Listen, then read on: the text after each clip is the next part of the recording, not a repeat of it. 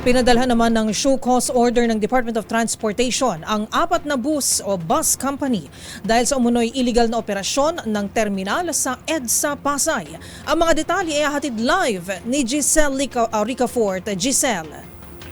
Ms. Kay, ipinatatawag na ng Land Transportation Franchising and Regulatory Board ang 4 na kumpanya ng bus dahil sa illegal umunong operasyon ng isang terminal sa EDSA Pasay. Sa ambush interview sa Ninoy Aquino International Airport, sinabi ni Transportation Secretary Vince Tizon na mag-i-issue na ng show cause order ang LTFRB ngayong araw.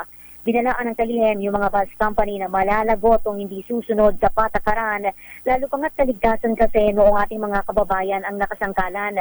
Kahapon, sorpresang ininspeksyon ng DOTR Secretary ang mga bus terminal sa Pasay City at na-discover niya mismo yung umano'y illegal na operasyon ng isang bus terminal na nasa isang bakanting lote lamang at naglagay pa ng trapal hintayan ng mga mananakay. Hindi naman itinatigil pa yung operasyon dahil bukod na pa yung investigasyon.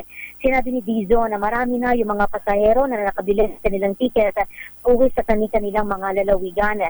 Bukod sa mga bus company, kinumpirma niya rin na inisyuhan din ng show cause order ng Maritime Industry Authority o ng Marina ang isa namang shipping line dahil sa hinihina ng overloading ng kanilang biyahe mula Batangas patungong Romblon. Pakinggan natin si Dizo. Cause order ang Marina against Montenegro Shipping Line dun sa Rotterdam, Batangas ko. So, sinasabi ka natin na sana siseryosohin tayo itong mga bus companies at mga shipping line na seryoso tayo sa sinasabi natin, orders natin na walang overloading at aagagaan ating mga pasahero sa bus at sa barko. So, hindi po tayo nagbibiro dito kung sinasabi natin tayo'y magpapadaga ng show cause, tayo'y magsususpinde, hindi po tayo nagbibiro.